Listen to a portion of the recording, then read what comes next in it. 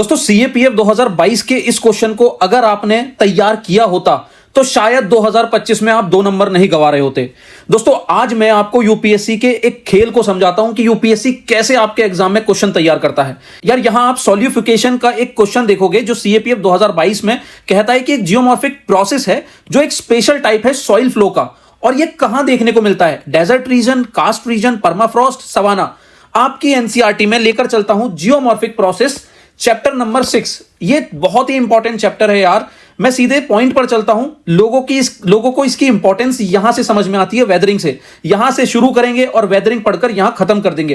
पर क्वेश्चन इसके बाद मास मूवमेंट जहां शुरू होता है वहां पर आप नोटिस करोगे एक मूवमेंट है स्लो मूवमेंट। उसी का सेकंड पार्ट है सॉलिडिफिकेशन, जहां क्लियरली मेंशन है कि सॉलिडिफिकेशन के लिए 2 कॉमन चीजें चाहिए, एक मॉइस्ट टेम्परेचर एरियाज जहां सरफेस मेल्टिंग होनी चाहिए, मेल्टिंग डीपली फ्रोजन ग्राउंड होने चाहिए, और आपका लॉन्ग कंटिन्यूड रेन होनी चाहिए, मतलब बारिश अच्छी खासी होनी चाहिए, और फ्रोजन ग्राउंड चाहिए। फ्रोजन ग्राउंड यानी कि परमाफ्रॉस्ट रीजन, फ्रोजन ग्राउंड यानी कि परमाफ्रॉस्ट रीजन।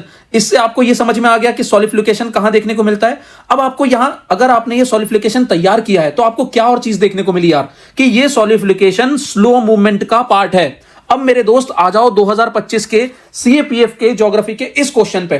क्या कह रहा है कि बताओ मेरे दोस्त कि मास मूवमेंट का कौन सा रैपिड मूवमेंट का पार्ट नहीं है। हमें बताना है कि कौन सा रैपिड मूवमेंट का पार्ट नहीं है। ठीक है, अब देखो क्रीप दिया है, मड फ्लो दिया है, सॉलिडिफिकेशन दिया है, स्लंप दिया है। यार सबसे पहले मैं क्रीप की बात करूं तो सबको पता है कि क्रीप वर्ड से ही समझ में आ रहा है कि एक स्लो मूवमेंट है क्रीप। तो अगर ये रैपिड पूछ रहा है तो 1 को यहां एलिमिनेट कर दिया मैंने। अब 4 दोनों में कॉमन है तो स्लंप का कंफ्यूजन यहां खत्म हो जाता है।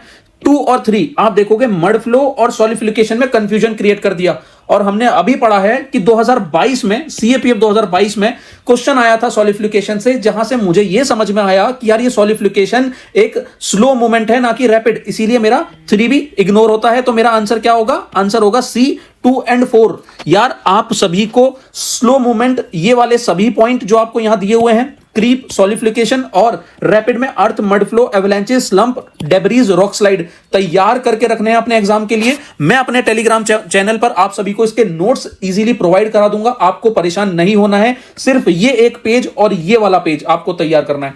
तो इस शॉर्ट से हमने 2 नंबर पक्के कर लिए हैं। अगर कॉन्सेप्ट आपको समझ में आ गया है तो कमेंट सेक्शन में जाकर लिखिए 2 नंबर पक्के।